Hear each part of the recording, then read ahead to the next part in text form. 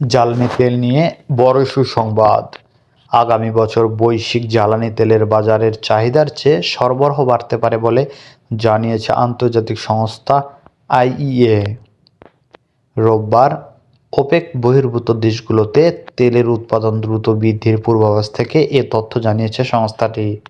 খবর রয়টার্সের।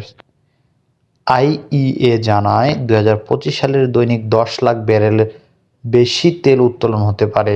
এর প্রধান কারণ চীনের দুর্বল অর্থনীতি। কেননা বিশ্বের অপরিশোধিত জ্বালানি তেলের সবচেয়ে বড় ক্রেতা চীন। দেশটির অর্থনীতি সেপ্টেম্বরে ক্রমাগত হ্রাস পেয়েছে। এছাড়া চীনের বৈদ্যুতিক যানবাহনের ব্যবহার বাড়ছে, ফলে কমেছে জ্বালানি তেলের চাহিদা। চলতি বছর বৈশ্বিক তেলের চাহিদার উপর মূল চাপ ছিল চীনের চাহিদা।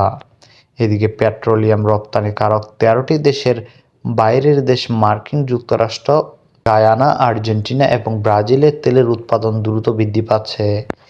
দেশগুলো সম্মিলিতভাবে দৈনিক 15 লাখ ব্যারেল তেল উৎপাদন বৃদ্ধির পথে রয়েছে, যা আইইএ এর তেল ব্যবহার বৃদ্ধির পূর্বাভাসে প্রতিদিন 9,90,000 ব্যারেলের চেয়ে বেশি।